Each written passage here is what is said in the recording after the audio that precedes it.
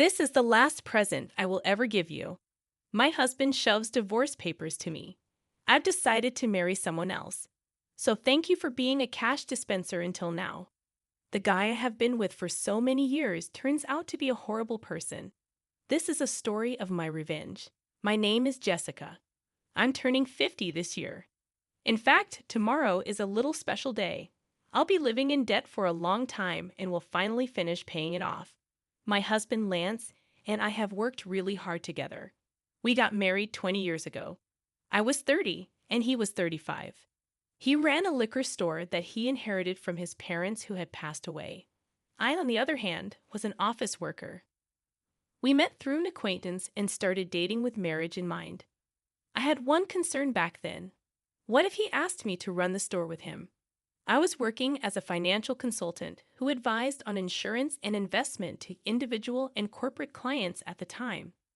I was getting paid better than average 30-year-olds and loved my job. I was studying for certification to take my career to the next level when he proposed to me. He said, "I know you have been working hard to get the certification. I want to support you in any way I can. I have enough staff at the store so I can manage it myself. You should pursue your dreams." His assurance was a catalyst for my decision to marry him. He was benevolent and always on my side. I truly wanted to build a life with such a man. As we agreed in the beginning, he focused on his business, and I focused on my work. We thought that our marriage was going well. About a year into it, he went to work, and I was spending my day off at home. When I was vacuuming under the bed, it caught a lot of papers. It had been less than 6 months since we moved in. I wondered why there was such clutter. I picked up a crumpled piece of paper and opened it. The header in bold letters jumped into my eyes. Reminder of payment. The total amount of the debt under Lance's name was $200,000. $200,000 was not $2,000, is it? My head started spinning. Why did he hide such a large amount of debt from me? I questioned him as soon as he got home that day. What is this debt? What's going on? No, it's not what you think. It was left to me by my parents. That was not a personal debt, but rather on his liquor store. It was made by his parents, and when he took over the business, it also came along. It was secured by the land and the house we lived in, so he had no intention to renounce the inheritance. I understood that it was not his personal debt, but it was not something that could be left unattended. But this is a payment reminder. Aren't you paying back every month? I am, but sales fluctuate from month to month. Sometimes I can't pay them back during the slow month. I have to pay my staff first, so I've asked them to wait.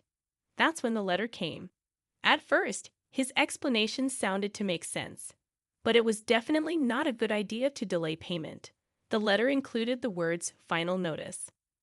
I didn't tell you because I didn't want you to freak out. Don't worry though. Business is on track, and we haven't been evicted from the house, right? That's true, but... I looked at him anxiously.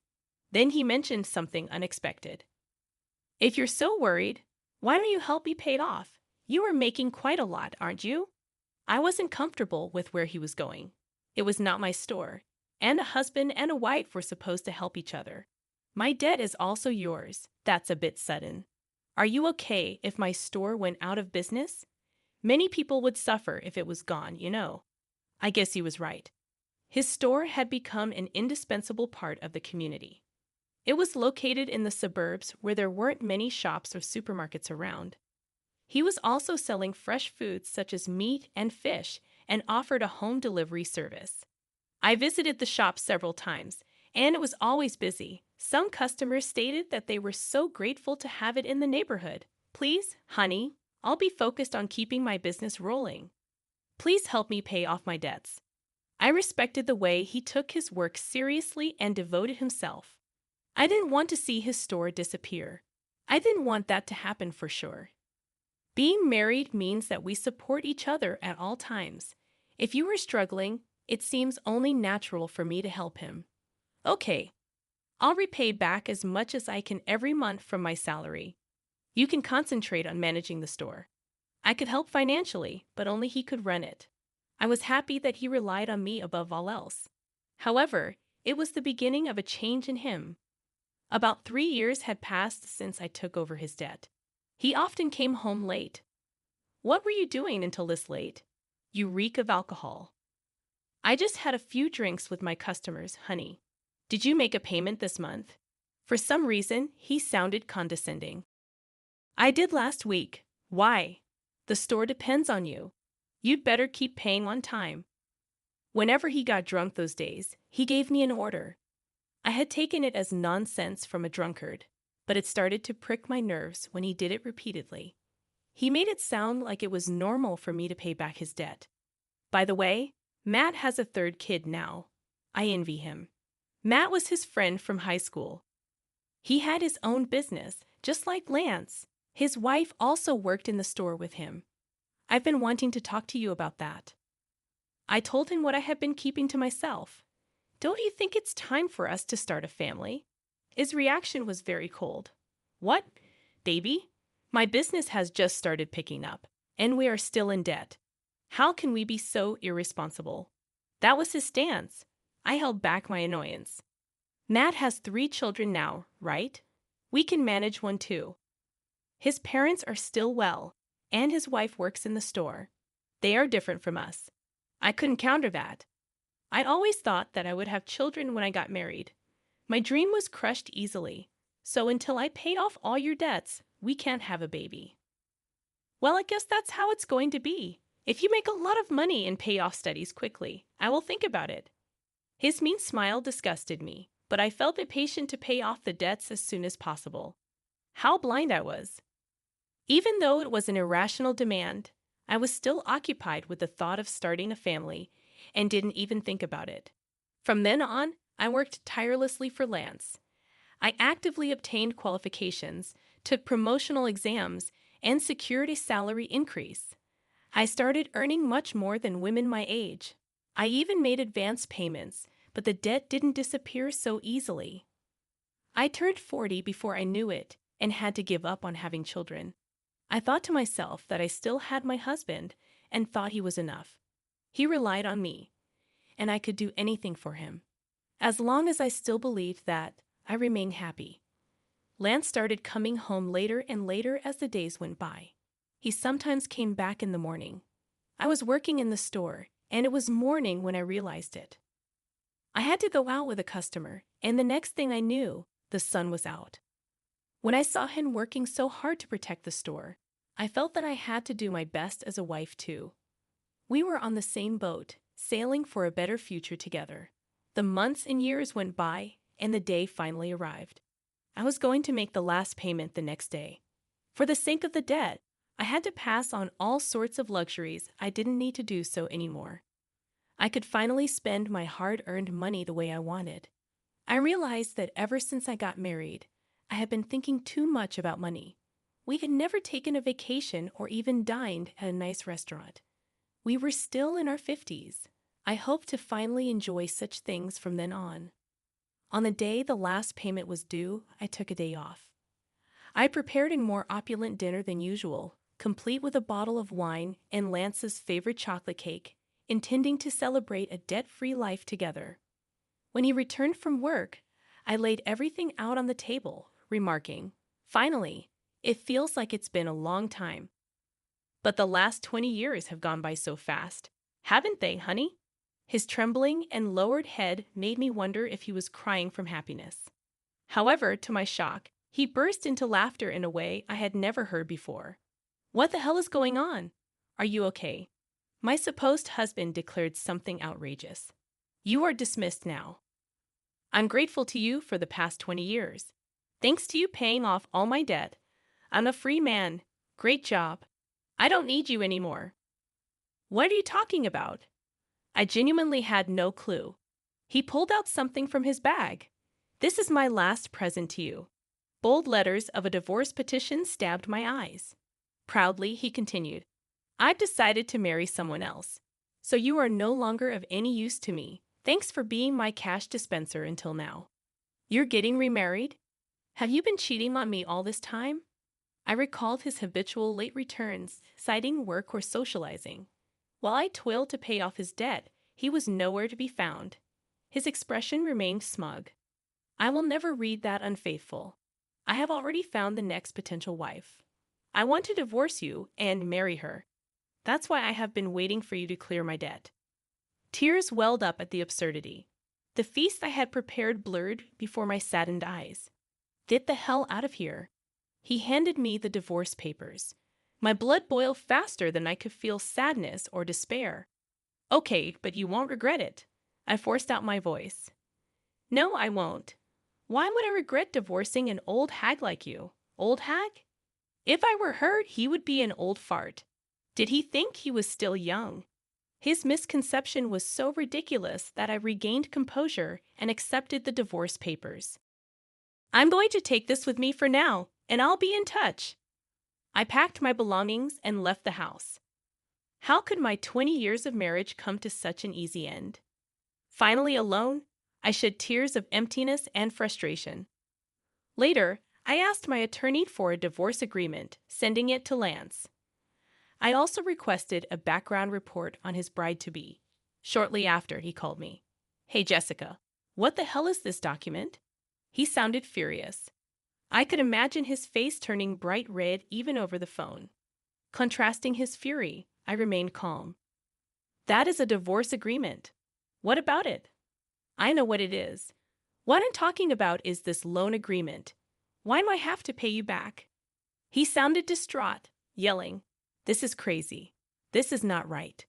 Referring to the repayment of the loan between spouses during the marriage, he protested against returning the money I paid on his behalf.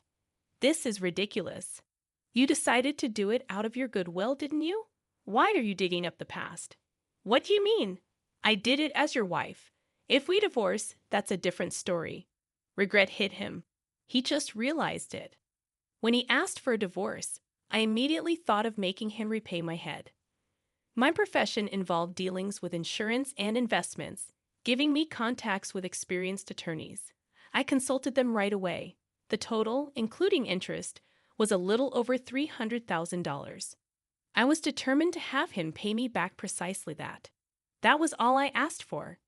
He grasped the seriousness, seeing the name of a locally famous attorney on the document. Ludicrously, he said, You know that I don't have much money. Sell the store to fund it then. If I do that, I won't have anything left. You're only 55. You could still find a job if you wanted to. Give me a break. The conversation made no sense. I wanted to hang up, but there was one last thing to check. How's it going with your new bride-to-be? None of your business. I burst out in laughter. It seemed like he was going through a lot. Good luck. I was about to hang up. Wait a minute. I've decided not to marry her. We can start over. For some reason, he pleaded with me. I yelled my last words and hung up. Start over? Don't kid yourself. I don't want you. I had been married to such a man for 20 years. Did I look more ridiculous than him in the eyes of others? I respected him until the divorce. I had watched him work hard for the store and his customers. 20 years later, I realized he was just a fool. The mentioned remarriage started with innocent flirtation with a part-time university student, Melissa. You are so cute, Melissa. Will you be my wife? She played along, jokingly replying, Well, I would think about it if you let me be a full-time housewife. The truth was, he believed she was serious. Marrying a man nearly 40 years her senior seemed like a mere joke to her.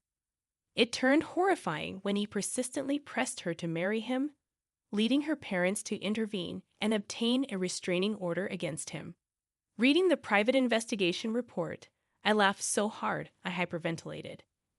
When he came home late, I assumed he was working hard, unaware of the truth. Instead, he was hitting on young girls at bars and strip joints, boasting, I'm surprisingly popular with young girls. I'm a salesman, so I have this easy-to-talk-to aura and get along with them. And I'm told that I look younger. Don't you think so? The girls apparently cringed at his comments. With no use for his older wife and viewing me only as a cash dispenser, his misconceived self-image turned him into a somewhat laughable stalker who almost got in trouble with the police. Perhaps it would have been better if he had cheated on me. Unfortunately, he couldn't even find a mistress. The reason behind his pursuit of a young girl was his friend Matt having a grandchild.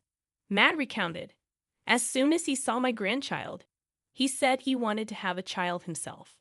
I scolded him, saying he shouldn't say such a thing. You have been paying his debt for him." He was absolutely mortified. "I'm glad I didn't spend my golden years with that man," I muttered. My divorce finalized, and despite unclear property division, he gave up due to my attorney's reputation. I wondered how such a gutless person had stayed in business. He sold the store to pay me back.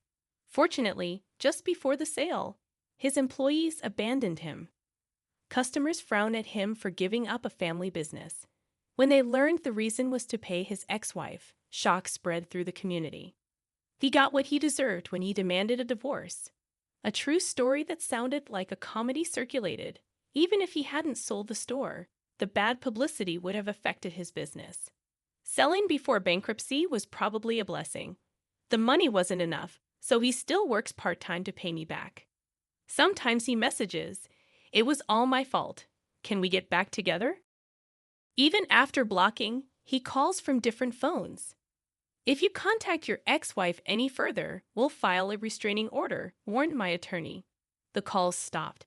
He is terrified of the attorney. Guess what I do now? I'm a marriage counselor. Turning 50, I joined my friend's matchmaking business. I quit my previous job, helping singles find a match, offering advice on finances, insurance, etc. Couples appreciating frank discussions from the beginning increased our membership. Having been through a lot, I don't want them to make the same mistakes I did. Though my salary is lower, I enjoy helping others be happy every day. I found happiness after getting rid of my ex-husband. Today, I'm a bridge to